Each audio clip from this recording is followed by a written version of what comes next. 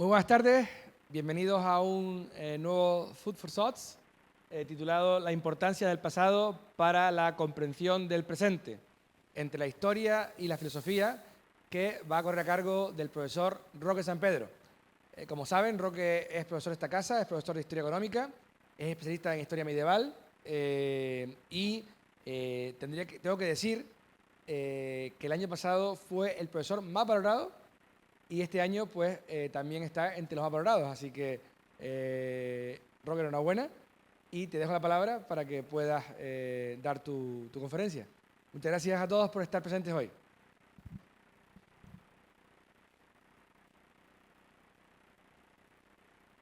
Bien, pues muchas gracias.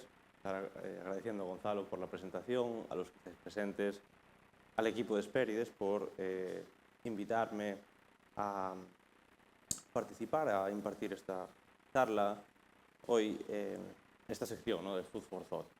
Y evidentemente a los que están también asistiendo de manera virtual. El tema del que iba a hablar hoy es la cuestión, pues, del uso actual de la historia, ¿no? Entendiendo la historia como el conocimiento razonado, un discurso razonado sobre el pasado, ¿no?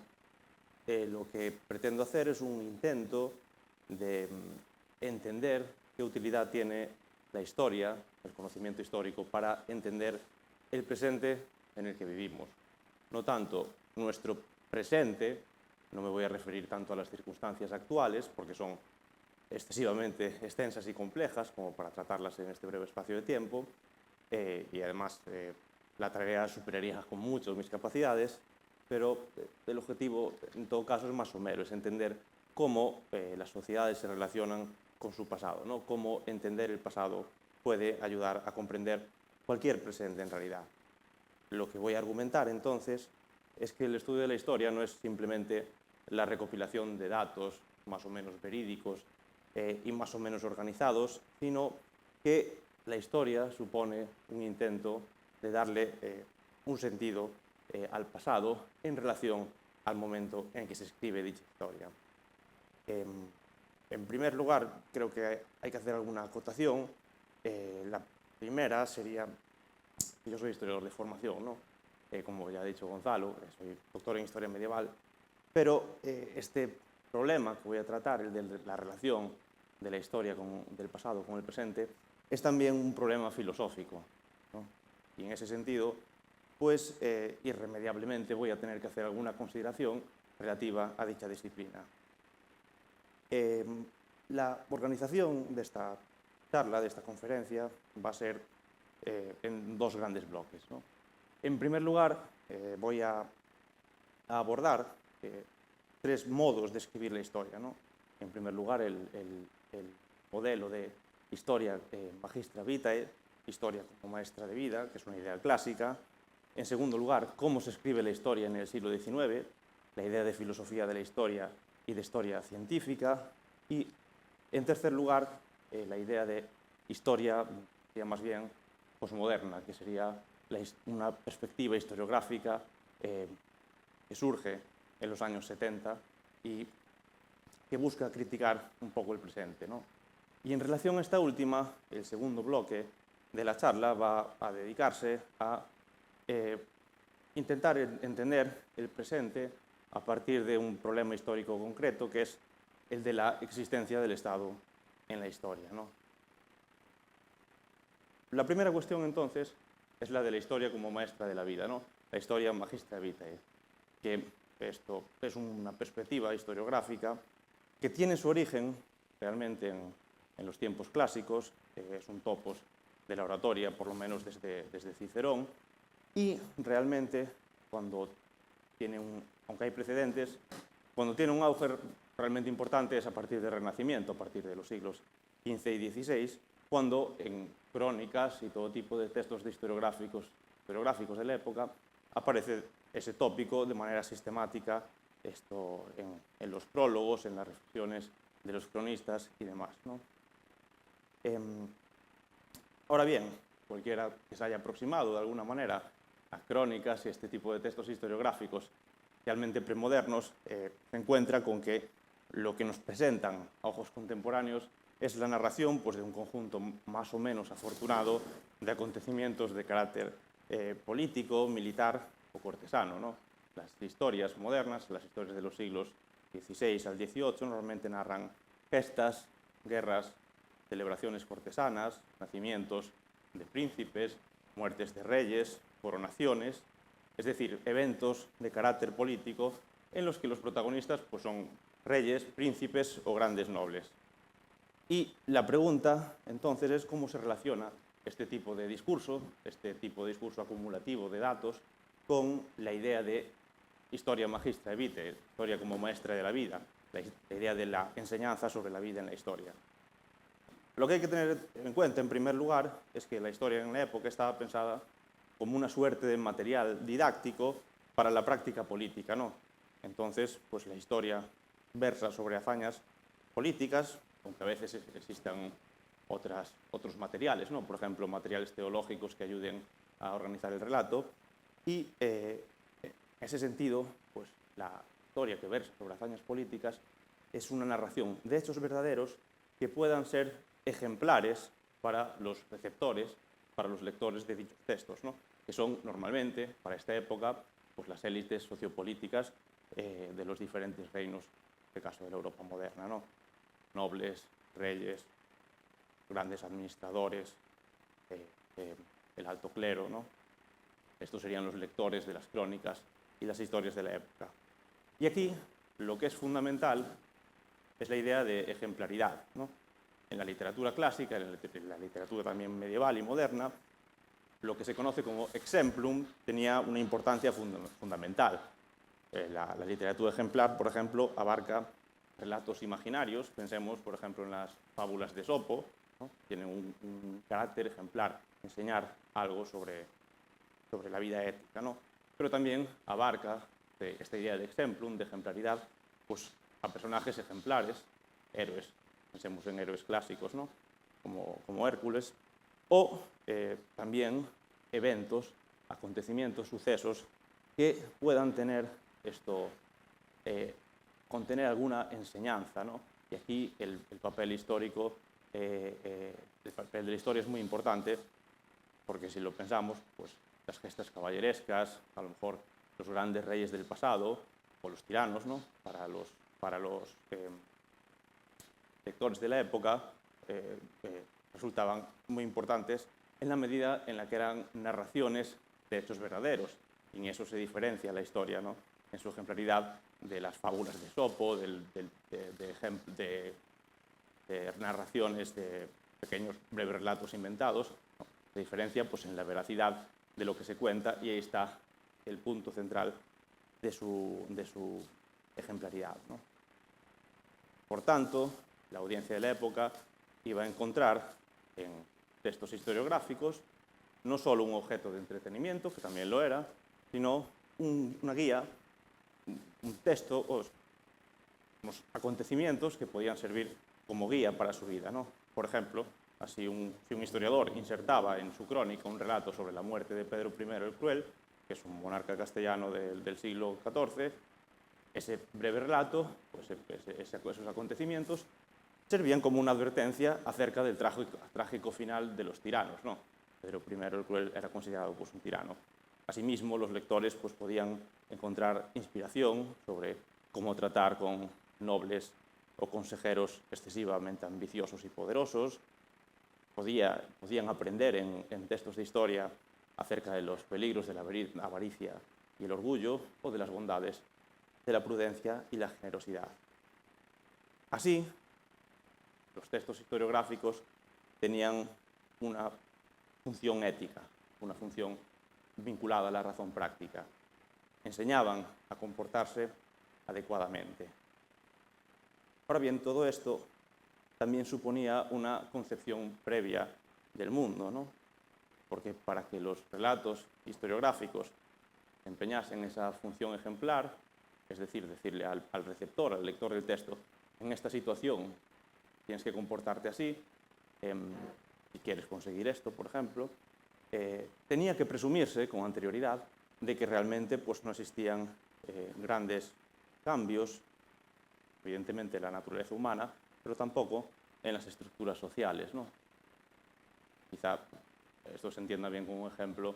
Para nosotros, el comportamiento de un señor feudal del siglo XI no nos sirve mucho de guía porque vivimos en una estructura social muy diferente, ¿no? Pero para los lectores del siglo XVI no asumían que vivieran en una estructura social diferente, sino que asumían que se trataba de un mundo parecido y, por tanto, el comportamiento de ese señor, o del rey, o del noble, podía servirle de una guía para su acción. En este sentido, tenemos aquí pues, una primera perspectiva historiográfica, un primer elemento de relación entre el pasado y el presente. En esta historia Magistra Vitae, la escritura de la historia se concibe pues, como un repertorio de casos ejemplares, más o menos ciertos, más o menos veraces, que permiten a los lectores asimilar valores y prácticas para aplicarlos en su propio presente, ¿no? Existe esa relación entre el pasado y presente que se da a través de la idea de ejemplaridad, ¿no? Así, hacia 1748, un diccionario, el diccionario de Jablonski, decía lo siguiente: las historias son un espejo de virtudes y los vicios, un espejo de las virtudes y los vicios, en las que se puede aprender por la experiencia de otros qué hay que hacer u omitir. Son un monumento tanto a los actos malvados como a los loables. Y esto respecto a esta primera perspectiva historiográfica que vincula el presente y el pasado y el presente. Una historia que se concebía, como digo, como un conjunto de historias ejemplares. Y sin embargo, desde la segunda mitad del siglo XVIII, se empezó a insistir cada vez más en la posibilidad de estudiar la historia como un proceso unificado, no ya como un conjunto de pequeñas historias, sino como una narración con un sentido único, donde esas pequeñas historias tendrían una función y estarían subordinadas a ese objetivo, a ese proceso único, ¿no? A ese sentido único. A grandes rasgos, esto es la idea de historia universal. El objetivo aquí del historiar, ¿no? Del trabajo del historiador, sería indagar en el proceso histórico para conocer su sentido último, ¿no? Que se oculta debajo de ese mar de historias, al margen de que pudiera resultar instructivo o no. Es la idea de la filosofía de la historia. Así, la función del historiador o la del filósofo ya no es enseñar a su audiencia en base a acontecimientos del pasado, sino, por contra, juzgar esos acontecimientos del pasado en la medida en la que se acerquen o no a ese sentido último. Una historia teleológica, finalista, una historia sobre el progreso de la humanidad y de un componente claramente especulativo. Quizá para llevarlo a la tierra, es lo que se oculta cuando hay un conflicto político, alguna discusión y alguien dice, es que yo estoy del lado bueno de la historia, ¿no? Esa es un poco la idea que viene de ese momento, ¿no? Realmente esta filosofía de la historia es un fenómeno muy complejo, ¿no? Si pensamos que alguien se ha aproximado, aunque sea mínimamente, al pensamiento de Hegel, sabe que es una complejidad apabullante. Pero, por ejemplo, para dar una muestra de este tipo de perspectivas, podríamos destacar las ideas de Kant sobre la filosofía de la historia. Kant escribe en 1784 un breve ensayo titulado Ideas para una historia universal en clave cosmopolita, y en él Kant especula acerca de la posibilidad de conocer la intención pues, detrás de la historia, ¿no? Planteando que habría una suerte de plan oculto de la naturaleza que consistía en llegar a una constitución civil perfecta, tanto interiormente en un país como exteriormente en las relaciones internacionales entre diferentes países, ¿no? Es la idea un poco de paz perpetua. Lógicamente, como todo lo relativo a Kant es mucho más complejo, pero yo creo que a grandes rasgos, para darnos una idea de qué sentido tiene esta cuestión de la historia universal, de la filosofía de la historia, es suficiente, ¿no? La idea de la relación entre pasado y presente se plantea aquí de una manera diferente. El pasado se estudia para conocer precisamente cuál va a ser el futuro, cuál es el sentido de la historia, no para buscar ejemplos de comportamiento, ¿no? Al mismo tiempo que se va desarrollando esta filosofía de la historia, no exactamente al mismo tiempo, un poco después, hay una suerte de reacción contra ella, que es una reacción fundamentalmente de historiadores, y que acaba constituyendo lo que conocemos hoy en día como historia científica, ¿no? La historia del estudio de los documentos de forma más sistemática y seria, ¿no? La figura central en este proceso es un historiador prusiano, Leopold von Ranke, que cuando escribe una de sus primeras obras, que es una historia de los pueblos romanos o latinos y germánicos, afirma que a la historia se le ha asignado la tarea de juzgar el pasado, de instruir el presente en beneficio de las edades futuras. Este trabajo, es decir, el libro que está escribiendo, no aspira a cumplir tan altas funciones. Su objeto es solo mostrar lo que de hecho sucedió, ¿no? Esto suponía pues, la fundación de una perspectiva diferente en historia, en la que se buscaba ser imparcial y, entre comillas, científico, pero a menudo se acababa al servicio de causas específicas, normalmente justificar los nacientes estados-nación del siglo XIX, ¿no? Pensemos en Alemania, se constituye a partir de 1171, ¿no? Y esto se hace indagando en los orígenes de esas naciones, ¿no? Ranke plantea que el origen de Europa es fruto del conflicto entre los pueblos latinos o romanos y los pueblos germánicos, y frente a los ideales cosmopolitas ilustrados, cree que cada nación tiene su propio modo de ser, fruto de la providencia, era un historiador luterano, y el trabajo del historiador, en última instancia, es vislumbrar el sentido de la historia de esa nación, ¿no? De nuevo tenemos aquí otro tipo de relato diferente al de la historia como maestra de la vida, diferente al ideal ilustrado de encontrar un sentido último a la historia que acabaría en una suerte de paz universal.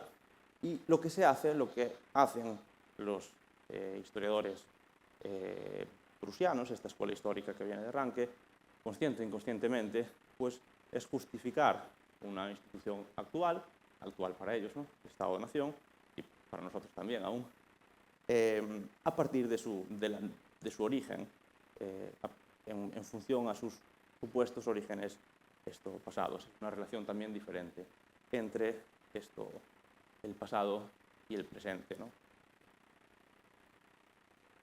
Saltando un poco en el tiempo,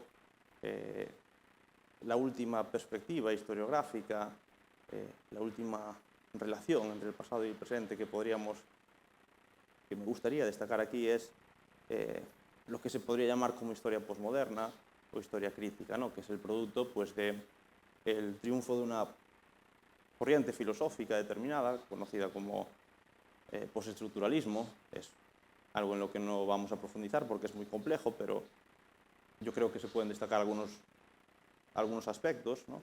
Que, por ejemplo, el escepticismo radical, los estructuralistas, estos filósofos que escriben a partir de los años 60, sobre todo en Francia, vemos en Derrida, en Foucault, niegan la posibilidad del conocimiento, ¿no?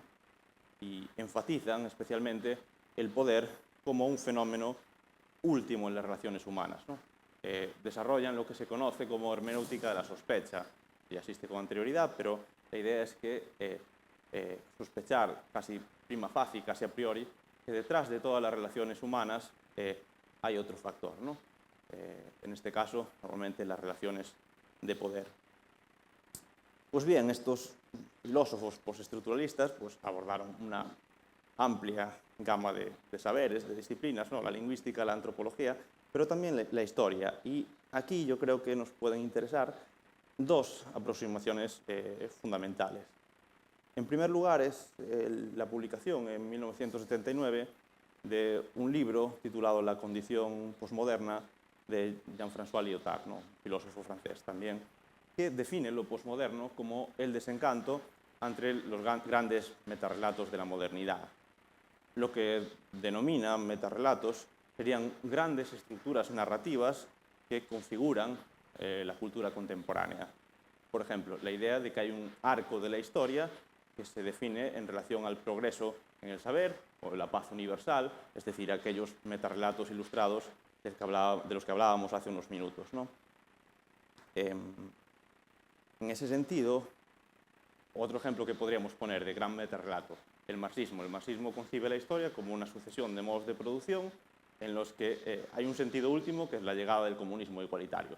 Pues según Lyotard, la condición posmoderna es desconfiar, ser cínico ante este tipo de grandes relatos.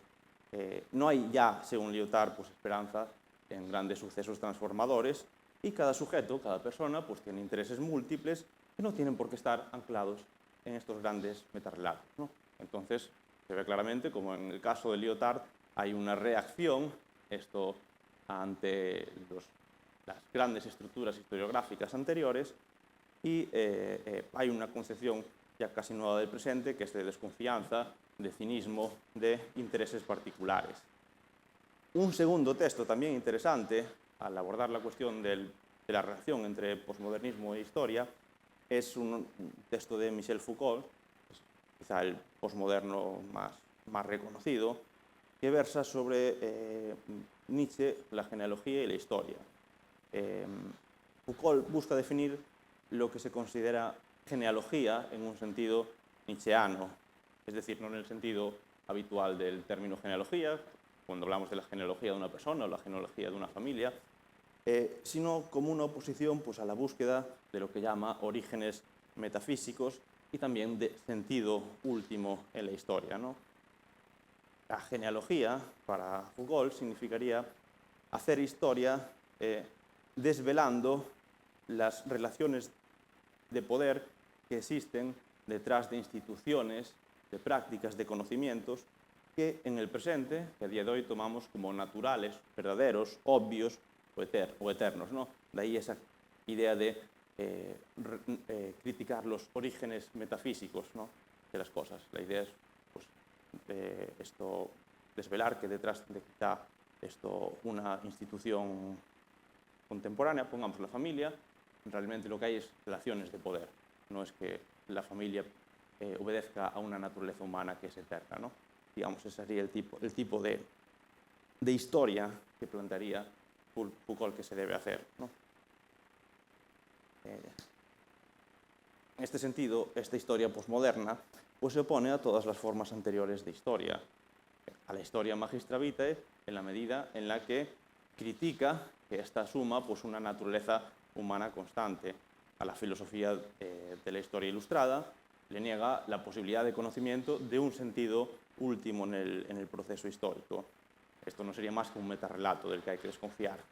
A la historia más científica rankiana le niega directamente, pues, la posibilidad de conocer la verdad. Como decía, entonces, la historia posmoderna también establece una suerte de relación entre el presente y el pasado, ¿no?, al destacar, pues, una función crítica, ¿no?, para la historia, que busca, como digo, mostrar el carácter contingente de instituciones que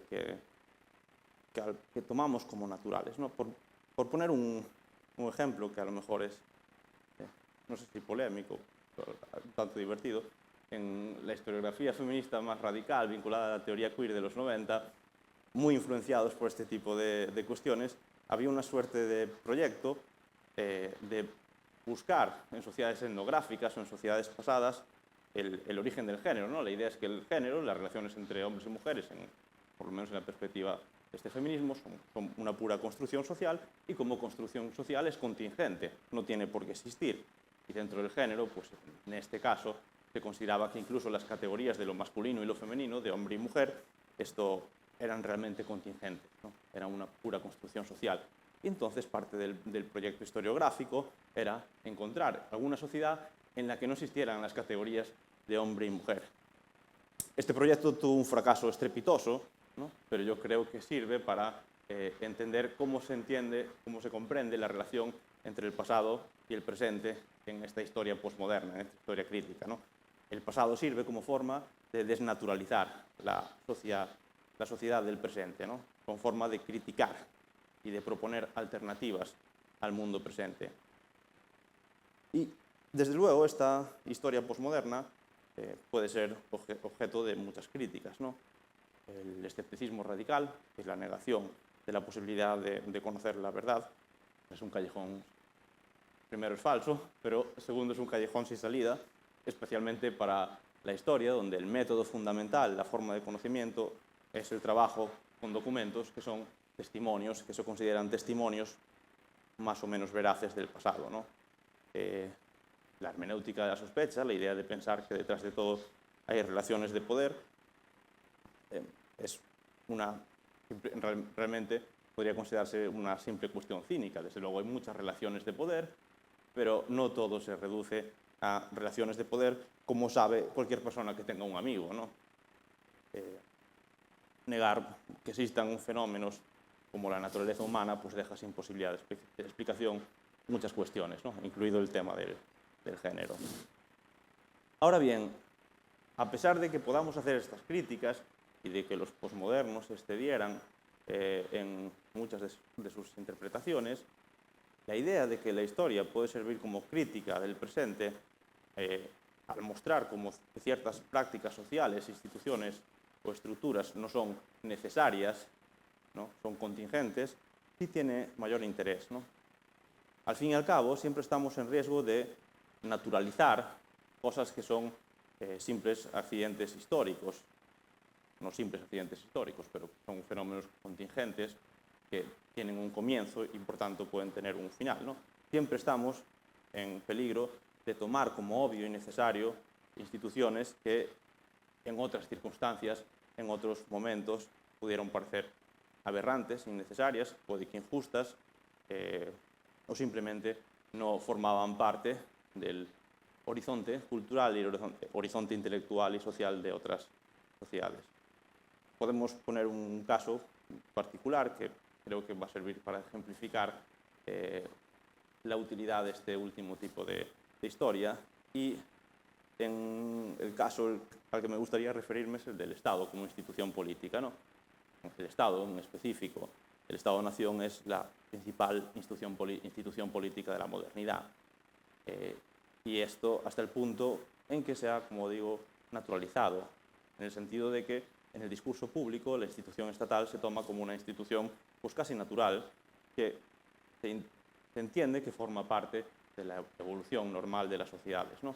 Y el Estado pues aparece, si alguien coge un libro de historia universal del siglo XIX o actual, a menudo pues vinculado a fenómenos como la complejidad social, la jerarquía, la ley, la civilización, ¿no? En cierto sentido, el Estado está tan naturalizado que resulta casi imposible caracterizar sociedades en las que no existe sin recurrir de alguna manera a él. Por ejemplo, un antropólogo, Pierre Clastres, denunciaba que en el discurso etnográfico, en la etnografía, en la antropología, las sociedades mal llamadas primitivas, las tribus amerindias, por ejemplo, las tribus nilóticas como los Nuer, se caracterizan en este discurso etnográfico como sociedades sin Estado, como si esa falta de institución estatal fuera una ausencia radical, fuera una carencia, fuera un síntoma de falta de desarrollo, ¿no? De la misma forma, un medievalista, Rhys Davies, criticaba hace algunos años pues, el uso del término Estado para referirse a sociedades no estatales o otro tipo de formas políticas, ¿no? Ciudades-estado, microestados, cuasiestados, protoestados. Y ya digo, como si uno se acerca a las historias universales del siglo XIX, pues se encuentra con que sus autores usaban de manera acrítica el término Estado pues, para caracterizar los imperios sumerios, los reinos veterotestamentarios, las monarquías del siglo IX, todo tipo de formas políticas sin que haya una crítica previa, sin que haya una conceptualización previa de lo que es un Estado, ¿no? Y lo que subyace a todo esto es una concepción histórica determinada, un metarrelato concreto. En él, el Estado es una causa fundamental de la civilización y esta no puede darse sin aquel. En este metarrelato, el Estado forma una parte esencial de la sociedad, incluso cuando no existe, las sociedades en las que no existe el Estado, está en potencia, ¿no? Podría llegar a existir. Formaría parte de la evolución de esa sociedad desarrollar un Estado, ¿no? Y este esquema, este metarrelato, una vez desvelado, pues puede ser criticado, ¿no? Criticarlo, o sea, desvelar que el funcionamiento político de una sociedad compleja no necesita de existencia del Estado, supone mostrar la contingencia de esta institución política. Es decir, se puede hacer una genealogía crítica del Estado, que no lo presuponga a la hora de historiarlo, ¿no? La idea es mostrar, es que es posible mostrar que en momentos fundamentales o fundacionales de la historia occidental no existió tal institución y no forman parte del desarrollo de tal institución, ¿no?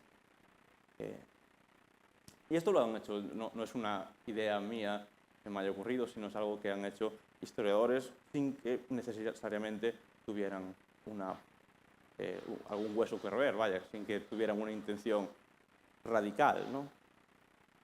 Para hacerlo, con todo, lo primero que hay que hacer es definir qué entendemos por Estado, si no, no lo podemos localizar en la historia, ¿no? La definición clásica de Max Weber es que el Estado es la organización que monopoliza la violencia legítima en un territorio determinado. Es una definición clásica, yo creo que sigue siendo de mucha utilidad y que además implica una serie de cuestiones. Por ejemplo, las sociedades en las que hay instituciones coactivas, pero estas no están centralizadas o no están monopolizadas, no son sociedades estatales, ¿no? La idea es que para que haya Estado, el poder tiene que estar centralizado, ¿no? O dicho de otra manera, dominación y Estado no es lo mismo. Política y Estado, esto no es la misma cuestión. Y voy a dedicar ahora los últimos minutos un poco a destacar qué han dicho diversos historiadores sobre 3 sociedades que estos historiadores consideran pues, no estatales, ¿no? En primer lugar, las polis griegas. En segundo lugar, las sociedades de la llamada anarquía feudal, entre los siglos IX y XI, ¿no? Entre los siglos IX y XII. Y en último lugar, pues, las monarquías corporativas de la Baja Edad Media y principios de la Edad Moderna, ¿no? Entre los siglos XIII y XVI. Vamos por partes, entonces. En el caso de las polis griegas, el texto que a mí me parece fundamental, yo no soy especialista en las polis griegas, ni mucho menos, entonces voy a referir sobre todo a la obra de Moshe Berendt, que es un sociólogo israelí, que estudió precisamente las polis desde la perspectiva de la no estatalidad, ¿no? Es conocido pues, que a partir de la caída de los imperios micénicos, tras el siglo X a.C., se forman en Grecia unas unidades políticas muy novedosas en su época, que ahora mal llamamos ciudades-estado, pero en su momento se conocían como polis, simplemente como ciudades que tenían una forma de autogobierno específico, ¿no? Y también es conocido que eran sociedades esclavistas, pero recordemos que esclavitud no implica estatalidad, coacción no implica estatalidad. La esclavitud es una relación personal entre un amo y un esclavo, violenta, brutal, pero no es estatal necesariamente, ¿no? Estas polis tendrían su apogeo entre los siglos V y IV a.C. y, como decía, de forma reciente, finales de los 90 y a principios de los 2000, este sociólogo israelí, Moshe Berendt, planteó de forma sistemática la posibilidad de entender la polis griega como una sociedad sin Estado, ¿no? Su definición de no estatalidad es incluso más radical que la que estaba proponiendo yo. Él cree que para que haya un Estado llega con que haya un aparato de coacción institucionalizado. Y según Berendt, por ejemplo, en la ejecución de las leyes en la Grecia clásica, en Atenas incluso, esta ejecución, este uso de la fuerza, se hacía de forma privada entre los ciudadanos, con acuerdos entre los ciudadanos, lo podían llevar, podían perseguir a lo mejor a una persona condenada por un tribunal, pero lo perseguían privadamente, ¿no? El tribunal simplemente condenaba a tal persona. No había órganos específicos para perseguir a los criminales. Esto todo, como digo, según Berendt, ¿no? Aún así es curioso leer los debates formados alrededor de los textos de Berendt, que por una parte, razonablemente, pues discuten esa inexistencia de un aparato coactivo, pero incluso algunos vienen a argumentar algo así como que es imposible que no hubiera Estado en la sociedad griega, porque eran sociedades complejas, entonces, por lo tanto, tendría que haber Estado. Y ahí se muestra ese metarrelato subyacente de que no hay sociedades complejas en Estado. Entonces, si tenemos sociedad compleja, aunque no lo encontremos de manera fácil, tiene que haber un Estado en algún sitio.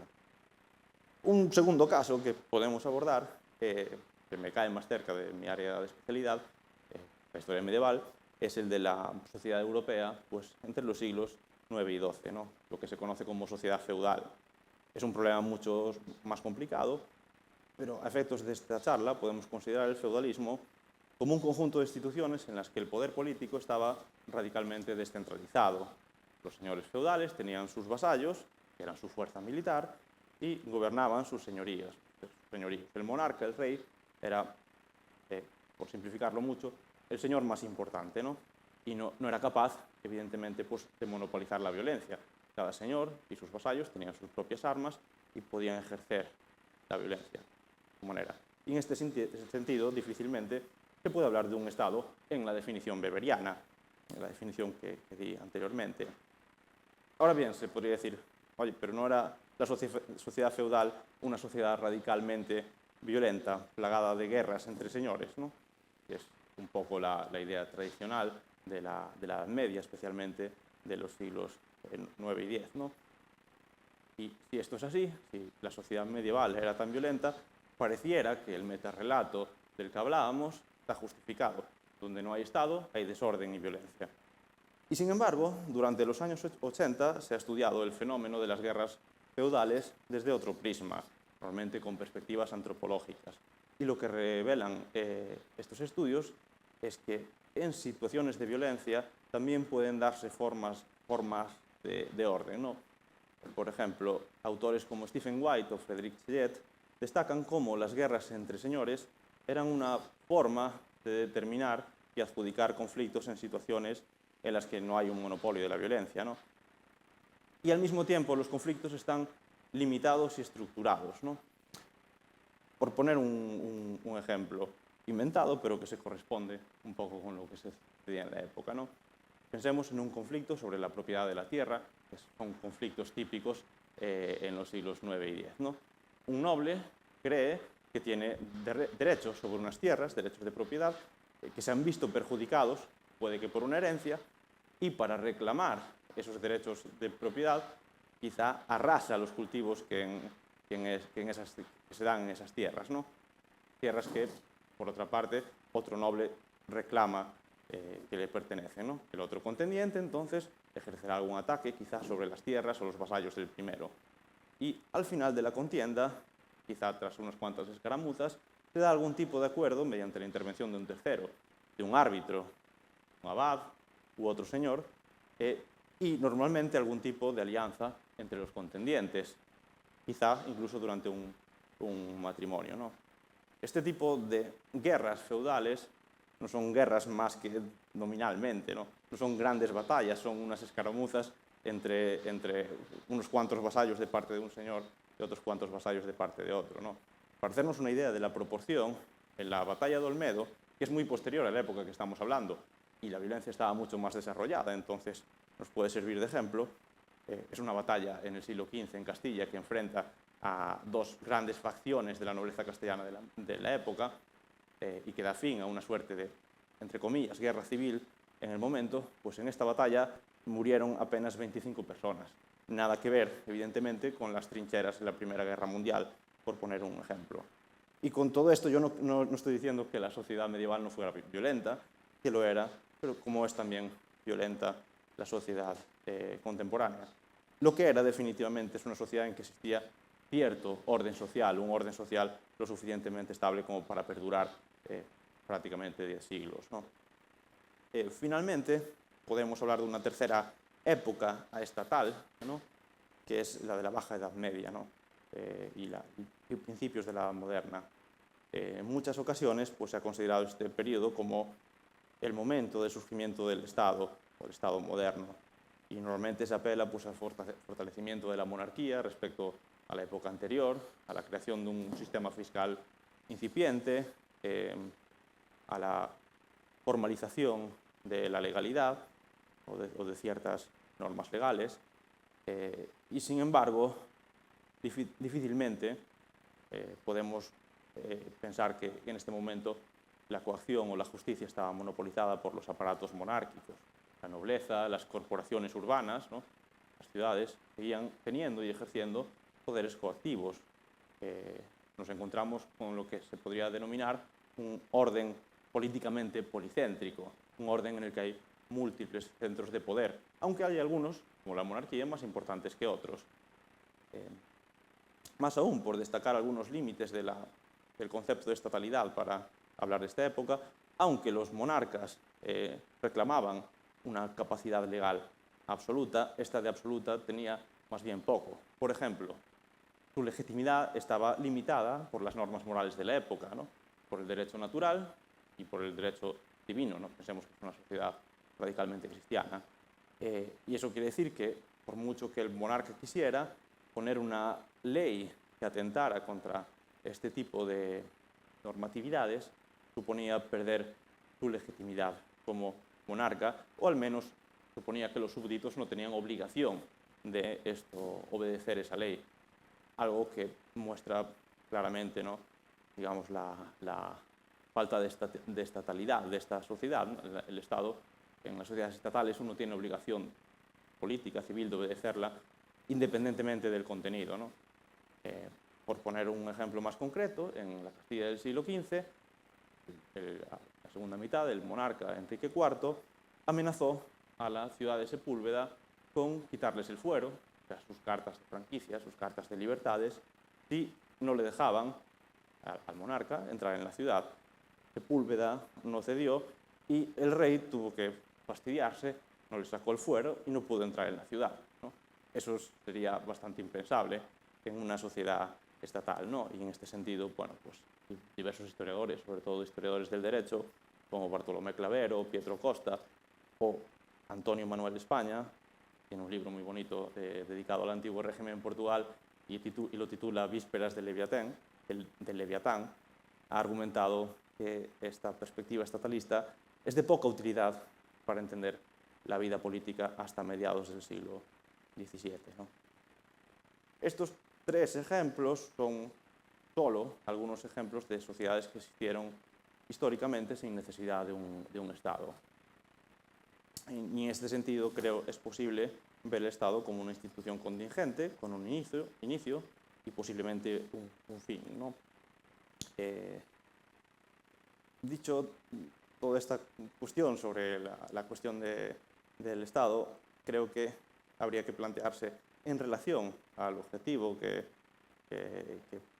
comentaba al principio, ver la relación entre pasado y presente, pues cómo se relaciona este tema del Estado con ese problema, ¿no? Y lo que nos encontramos aquí es con una institución que forma parte de nuestra vida cotidiana, sobre todo nuestra vida política, y que tenemos naturalizada, y el estudio del pasado, el estudio de estos casos históricos, nos permite, al menos en parte, desnaturalizar esta institución. Posibilita que no asumamos acríticamente su existencia, ¿no? Podemos ser críticos con ella. Y es más, nos permite la posibilidad de imaginar futuros distintos donde no exista el Estado o donde no forme una parte esencial de la vida política en las sociedades, ¿no? El pasado así funciona como un espejo en el que observamos y contemplamos o criticamos el presente. Creo que, dicho todo esto, resulta bastante evidente que hablo desde una posición particular, que es una posición antiestatal, ¿no?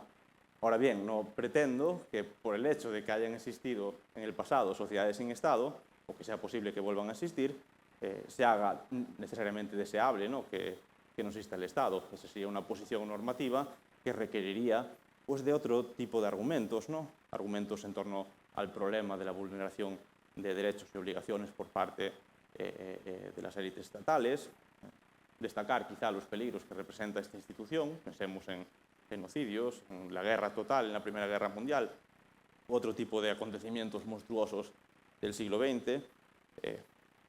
Haría falta otros tipos de argumentos que no tengo el tiempo y seguramente tampoco tengo la capacidad para hacer ahora, ¿no? Lo que sí quiero insistir es en la capacidad de la historia para plantear críticas a las instituciones del presente, ¿no?, destacando su carácter contingente. Más allá incluso del tema del Estado, pues podríamos poner el ejemplo, un ejemplo que pone un filósofo, Alasdair MacIntyre, que es que el discurso moral cotidiano que tenemos hoy en día, que es un discurso fundamentalmente, pues, o bien utilitarista o bien deontológico, es decir, de prohibiciones, es fruto de un intento ilustrado de crear una ética independiente de otro tipo de normas y contextos sociales, una ética abstracta. Antes, en las perspectivas clásicas, lo ético y lo moral era relativo siempre al desarrollo del carácter de un sujeto moral. Sería otro ejemplo de cómo se podría hacer un tema que sería propio de una historia crítica, ¿no? Destacar cómo el discurso moral del presente realmente no es eterno, nuestras categorías morales no son eternas, sino que tienen un principio, un origen muy específico, ¿no? En el mundo, en el pensamiento ilustrado del siglo XVIII, ¿no? Con todo esto tampoco pretendo argumentar que haya que desechar otras formas de hacer historia, ¿no? La historia magistre vitae, por ejemplo, me parece de mucho interés y en cierto sentido tiene relación con esto. Simplemente quería aprovechar esta charla para destacar cómo la historia tiene una utilidad más allá de la mera recolección anticuaria de acontecimientos, de datos, etcétera, sino que también puede plantear una visión crítica respecto al presente en el que vivimos.